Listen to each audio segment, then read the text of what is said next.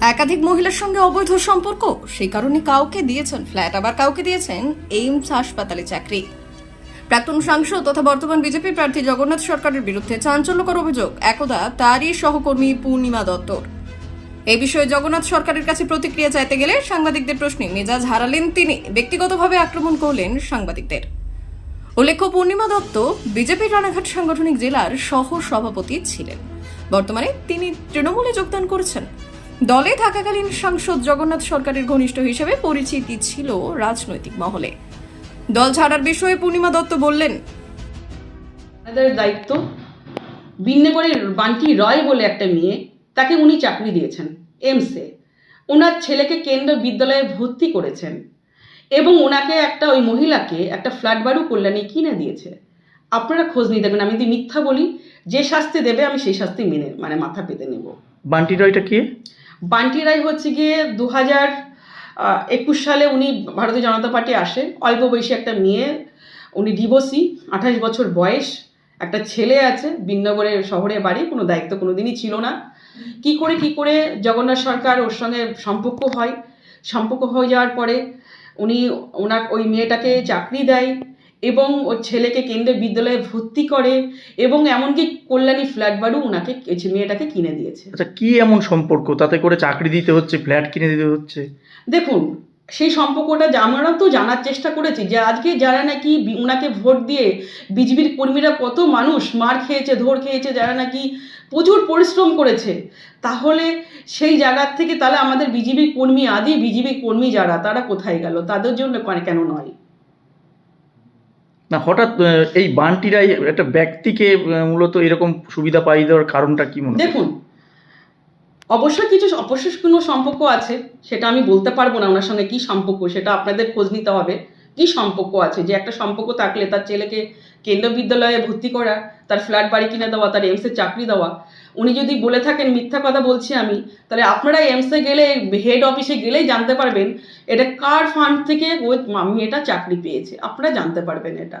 আর একটা বিষয় আমি বলি, ওনার যে স্বভাব চরিত্র ভালো না। আমরা দেখুন, আগে মোটামুটি ওনার সঙ্গে যেটুকু চলাফেরা করেছি, উনি ভীষণ ভদ্র বলেই আমরা জানতাম। কিন্তু বেশ কিছু দিন ধরে একটা ভিডিও একটা অডিও ভাইরাল হয়েছে। সেই অডিওতে আমরা শুনতে পাচ্ছি জগন্নাথ সরকার সেই মিঠু সমাজদার বলে যে চাকদে এবার একটা বউ, তার কথা যে হচ্ছে নিজের স্ত্রী জগন্নাথ সরকারের, তার স্ত্রীর সম্বন্ধে বাজে বাজে কথা বলছে, সেটা ওনার মুখে বাজছে না। এবং তাই নয়, আর একটা জিনিস আপনারা হয়তো দেখে থাকবেন যে উনার ফোন নাম্বার, যদি এটা মিথ্যা হয়, উনার ফোন নাম্বারটা কিন্তু উপরে দেওয়া আছে, সেটা স্ক্রিনশট দেওয়া, দেখবেন মেসেজ রয়েছে, এবং যে বাজে ছবি বউটার সেটাও সদ্য রয়েছে। এটা তো এডিট করা যায় না, উনি বলেছেন নাকি এডিট করা, তো এটা প্রমাণ করতে হবে, আপনাদেরকে প্রমাণ করতে হবে যে এটা এডিট করে না, এটা সত্যতা। একটা ব্যাপার গেল। আপনারা নিশ্চয়ই জানবেন যে 3 তারিখে কালীবাড়িতে পুজো দিতে এসেছিলেন ওনার বউ, এবং র্যালিতেও ওনার বউ ছিল। 7 তারিখে একটা রানাঘাট র্যালি হয়েছিল, সেখানেও আপনার স্ত্রীকে দেখেছেন। কেননা ওনার স্ত্রী এবং ওনার ছেলেকেও দেখবেন সর্বক্ষণ ওনার ছেলে সঙ্গে সঙ্গে ঘুরছে। 2019 সালে কিন্তু ওনার সঙ্গে কেউ ছিল না, আমাদের সাধারণ মানুষ যারা কর্মী তারা ওনার সঙ্গে ছিল।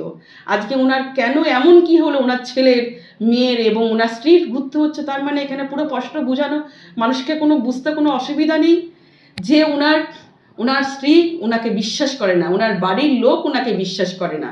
তাহলে এই রানাঘাট লোকসভার মানুষ কি করে আগামী দিন বিশ্বাস করবে?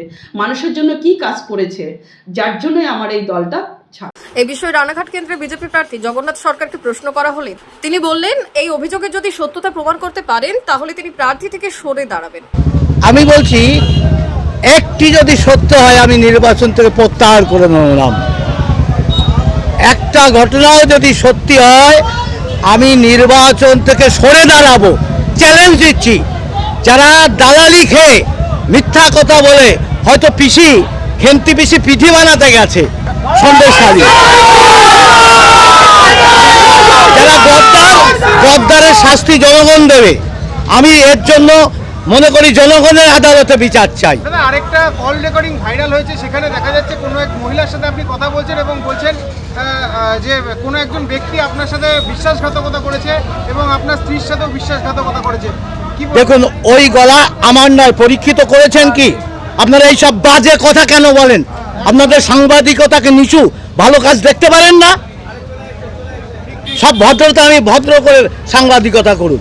আচ্ছা, আরেকটা যেটা কথা, পূর্ণিমা দত্ত নিজে তিনি আমাদের ভিডিওর সামনেও বলেছেন, আপনারা এই পোর্টালগুলো এই ধরনের খবর করতে ব্যস্ত হয়, এসব আটকানো যাবে না নোংরামি করে। এগুলো তৃণমূলের চ্যালেঞ্জ করছি, জান কেউ আমার বিরুদ্ধে অভিযোগ করেছে, নোংরামির একটা শেষ থাকে। কিন্তু ভাইরাল তো হয়েছে। আর ভাইরাল কে করেছে? তৃণমূল করেছে। আর আপনারা দালালি করে করেন এইগুলো, নোংরা নোংরা নীল সাংবাদিকতা। আমি চ্যালেঞ্জ করছি, জান ভদ্রতা রেখে সাংবাদিকতা করুন। তবে জগন্নাথ সরকারের মন্তব্যের পাল্টা আক্রমণ করলেন পূর্ণিমা দত্ত।